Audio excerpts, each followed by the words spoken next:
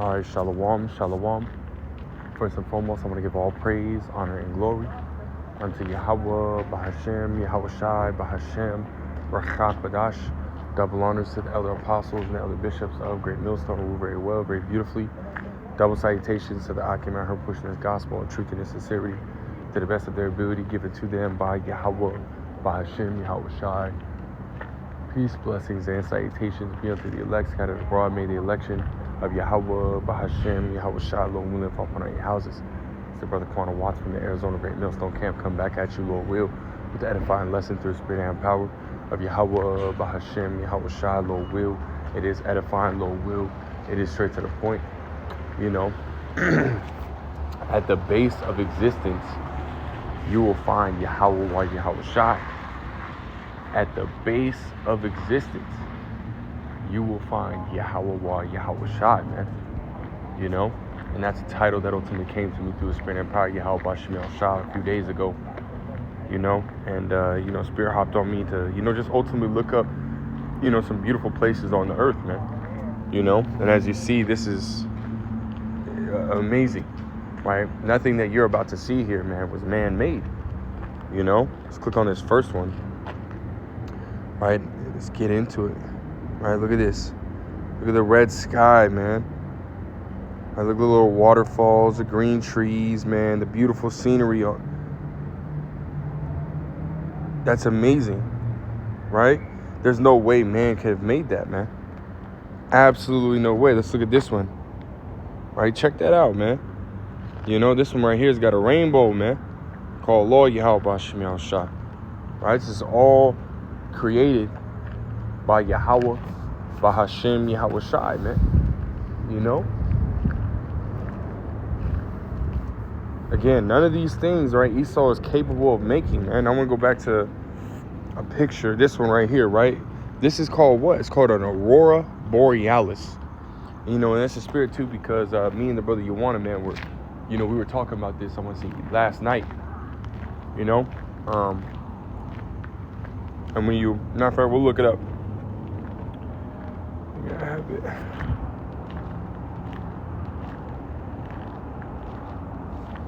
Aurora Borealis. Here, it says, there was an article. It says, what are they? Right here. Northern Lights, Aurora Borealis. What are they and how you see them? It says, Northern Lights are an atmospheric phenomenon that's regarded as the holy grail of sky watching. Right? Check this out. We're gonna get into some information just on this right here, man. Slight information, right? Which proves that this is not something that man could have created, right? It says the Northern Lights, or the Aurora Borealis, are beautiful dancing ribbons of light that have captivated people for millennia. But for all its beauty, this spectacular light show is a rather violent event, right? It says right here, and we're just going to read this little bit. It says the Northern Lights are created when energized particles from the sun slam into the Earth's upper atmosphere at speeds of up to 45 million miles per hour, or 720 million kilometers per hour, right? It says, but our planet's magnetic field protects us from the onslaught. So think about that, man. 45 million miles per hour. Esau doesn't even have, right, the technology to move that fast, right? Here, I think it's fast as jets, right? Go like Mach 1, Mach 2 or something like that, man, right? Which is like, a few thousand miles per hour. But, that's nothing compared to 45 million miles per hour, That's insane, man. It says, as Earth's magnetic field redirects the particles toward the poles, there are southern lights too, which you can read about below. The dramatic process transforms into a cinematic atmospheric phenomenon that dazzles and fascinates scientists and sky watchers alike, man. Which again, the Aurora Borealis, man, they're beautiful, man. Right, let's look at some of these. Right, you got reds, greens, purples, blues. Come on, man. Look at that. Look at that, man. The things that we see, man. Right? And it doesn't just stop at these, amazing, what they call phenomenons, man. It goes all the way down to how the roots work, man. Right? It goes all the way down to, the insects, right? The process of life, man. There's something called a parrotfish, right? YAHAWASHI has everything working in tandem, right? So the Lord has everything working in tandem, you know? The parrotfish, man, what matter of fact, let me see if I can look up on YouTube like the parrotfish and that whole process. Right here, slow.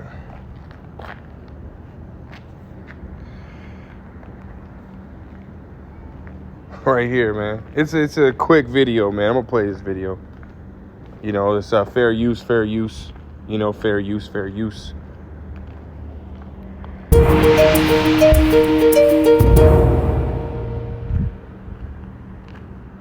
Have you ever wondered where sand comes from?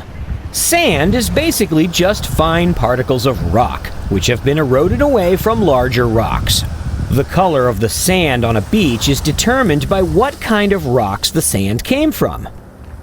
Around extensive coral reefs, coral rock is the source of the sand, so the beach is bright white like the rock it came from. Near volcanic islands like Hawaii, the sand may be very dark, having originated in dark basaltic rock from a volcano. And while much sand is formed by wind and waves eroding away the rocks, there is another most unusual source of sand in the tropics, the parrotfish. Parrotfish love to munch on live coral. Coral only has a very thin skin of living tissue over the limestone skeleton it produces. Parrotfish dine on the coral by scraping it away with extremely hard teeth.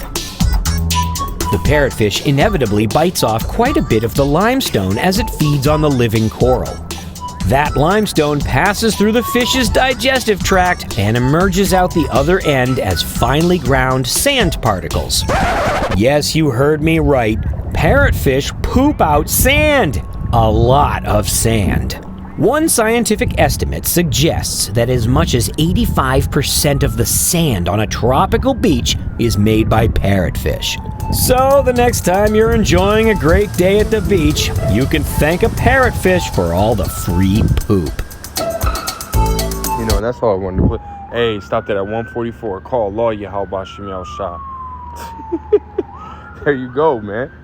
You know, again, right there, proof, man. Proof that at the base of existence, you're going to find YAHAWASHI. Why? Because this is not a man-made process, right? This is a process that is divinely inspired, man. You know? Divinely inspired. Divinely created, man. You know? Now, I got a few precepts, man. Right here in the Romans 1:20, it says, "For the invisible things of him from the creation of the world are clearly seen," right? Because when we look at these things, you're like, yeah, bro, the Most High had to have created that. There was the brother Yawana had showed it to me, man. Which Lord will, I can find it, you know, and Lord will do a lesson on it later. But there was AI, you know, that ultimately somebody asked him, like, you know what I mean, is God real? And the AI ultimately said God would have to be real, right? And we started to, you know, ultimately started mentioning certain things, right? Which I can't remember exactly what was mentioned, but as we're watching these videos and looking up these pictures, right, you can clearly see that Yahweh, you know, that you know, that Yahweh, Bahashem, Yahawashai exists, man. YAHAWAH, Yahawashai exists, again, by the things that we see, right? It says being understood by the things that are made, right? Even his eternal power and Godhead, so that they are without excuse. When you look at the things in the world, you cannot sit there and say, oh, God doesn't exist, man. You can't say that. Why? Because the things that are created, man. No man created a parrotfish, right? That isn't a species of fish that was created by man, right? Bred by man and released. No, bullshit, man. These fish were created by the Heavenly Father through his only beloved begotten Son, man. You know? Beautiful, man. Again, it just, you know, and sometimes, you know, it'll be which it started to get a little cooler here and there. Is AZ, man. You got the clouds rolling in more, you know, and you start to see the forms, you know, that these and the shapes that these clouds make, and you know how they sometimes at one point, man, they look like waves and stuff like that going through the air, and bro, it's just it's cool, man. It's cool when you see these things, man, and you just sit there and all you can do when you see these things is give all praise to YAHAWASHI YAHAWASHI. You know, because these things are what is that? What is that word I'm thinking of, man? These things are not easily crafted, man. It takes, effort, man. It takes effort, right, to even just to think about how these things were created, But I got, again, a couple more precepts and we'll close out. It says, Sirach, chapter 43, and I'll start at verse 28. It says, how shall we be able to magnify him? Right, so speaking on YAHAWAH BaHashem YAHAWASHI, right, it says, for he is great above all his works, man. Right, above all his works. Right? The Heavenly Father, again, through his only beloved begotten Son, right, are above all these things that we see today, man. Right? Their majesty is unmatched. Right? YAHAWAH YAHAWASHI's majesty is unmatched. Their beauty is, again, seen by those who have the eyes to see and the ears to hear. Right? Those things are seen by those and are acknowledged by those that can see, man. Right? The average person looks at these things in the world and they're like, but they don't understand. They don't understand that the Heavenly Father, through his only beloved begotten Son, created these things, man. Which they're very intricate. That was the word I wanted to find. Intricate, man. These things are intricate, right down to the very detail. And again, it doesn't just, stop at beautiful sceneries and, different fish and, the different processes. We're talking about down to the root system of plants and how all these trees are connected, man, by their roots. Right? There's a plant called bamboo that stays in the ground from 3 to 5 years before it actually breaches, the earth, and it starts to, grow, above the earth. Right? It spends 3 to 5 years building up a root system that's so intricate. Right? All bamboo is connected. Right? And then once it breaches, right, after that 3 to 5 year period, again, just depending on the species of bamboo, it can grow, within, I think it was 3 months, it can grow up to 90 feet tall. Right? It says about 2.9 feet, right, a day, right, which equals out to 1.5 inches, an hour, man. Right? Bamboo grows at rates, unbelievable, unheard of, man. That's a process that YAHAWAH BaHashem YAHAWASHI created, man. It says, for the Lord is terrible and very great and marvelous in his power. Scriptures talk about the Lord is omnipotent, man, all powerful. We're going to grab this after we finish this, and we'll close out with that one, right? Verse 30 says, when ye glorify the Lord, exalt him as much as ye can. Right? For even yet will he far exceed. Man, that's why I'm going to read back verse 28. How shall we be able to magnify him? For he is great above all his works. How are we going to be able to, man? Right? We're as scriptures talk about, we're but mere, grasshoppers in the sight of the Lord, man. This is why it says magnify him as much as you can, because he's very, YAHAWAH BaHashem YAHAWASHI are worthy to be praised. And yes, we glorify YAHAWASHI, right, with the Heavenly Father, man, because the Heavenly Father created YAHAWASHI, right, and allowed YAHAWASHI to create the things that we see, man, right? But nonetheless, again, YAHAWASHI gave all praise to the Father, right? So that's what we do, right? We give all praise to the Heavenly Father through YAHAWASHI, right? Worshiping both of them, glorifying both of them at the same time, right? YAHAWAH YAHAWASHI, or YAHAWAH BaHashem YAHAWASHI, right? That's what we say, right? We believe that through faith. Right, but nonetheless, right, it says, I'll read verse 30 again. It says, when ye glorify the Lord, exalt him as much as you can, for even yet will he far exceed. And when ye exalt him, put forth all your strength, man, and be not weary, for ye can never go far enough. That's right. Right? We have to try to glorify YAHAWAH BaHashem YAHAWASHI as much as possible, man. Right? Why? Because everything that we see, feel, think, say, touch, all comes from YAHAWAH BaHashem YAHAWASHI, man. It says, who hath seen him that he might tell us, and who can magnify him as he is? There are yet hid greater things than these be, right? Than with the things that we just seen. The processes and systems and foundations the Lord has set up, right? That's only a small number of the things that the Lord created, man. A small number, and those things that we have not seen, Lord, will we be part of the first fruits? We're gonna be partakers of experiencing those things, man, in the kingdom, seeing them for the first time, right? Different animals, different plants, different stones, different planets, right? Yahawashi said, I go to prepare a place for you, man, right? And he also said, what? In my Father's house is many mansions. So hey, everything is being set up. All these different, things, right, that the Lord had created are being set up for us to be able to enjoy them for all eternity, man.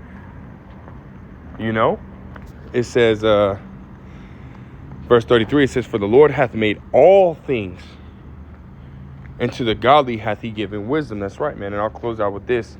Again, going into, omnipotence of the Lord, right? Sirach chapter 19.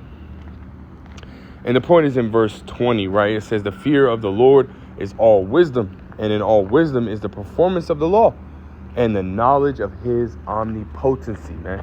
Right? As you fear YAHAWASHI, and he, imparts wisdom unto you, you begin to see and begin to understand, right, that YAHAWASHI, right, as we're reading, right, is again all powerful, man. He created all things, right? And you can, once you see that and acknowledge that, right, who can but give praise and glory to YAHAWASHI, man? You got to, man, right? It says right here, it says in the knowledge of omnipotency, right? Let's grab that word omnipotence, right? In the online etymology, right? It says unlimited divine power. Unlimited divine power.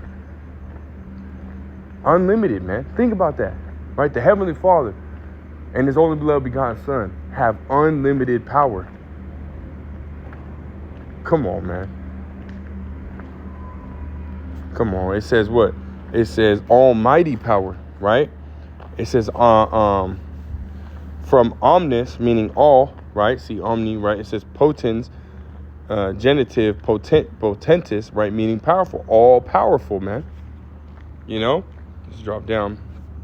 Always look at the definition, right? The quality of having unlimited or very great power, right? Yeah. It says the Most High's omnipotence.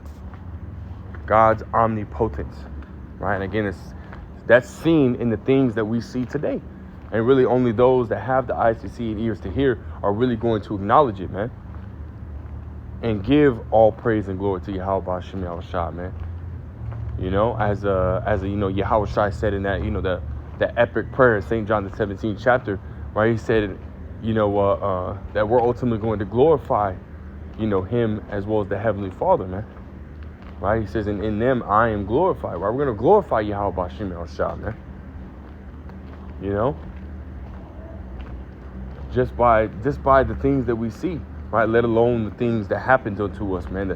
YAHAWASHI delivering us out of different situations and whatnot, out of tribulations, and right, we're going to glorify the Lord in those moments, right? As well as even on our good days when we're high in the spirit, man. We're going to glorify the Lord, man. Right? But how much more just when we open our eyes, man, and the things that we see, Call Allah, Yahweh, Ba'ashim, Yahawashi, man. Call Allah, Yamla, Allahayana, wa Yahweh, Ba'ashim, Yahawashi, man. All praise to our power, Yahweh and Yahawashi, man. So with that, Lord will was edifying, Lord will straight to the point, and we'll give all praise, honor, and glory to Yahweh, Ba'ashim, Yahawashi. Double honors to the elder apostles, elder bishops of Great Millstone. Peace, blessings, and salutations be unto the elect scattered abroad. Till next time, I say shalom.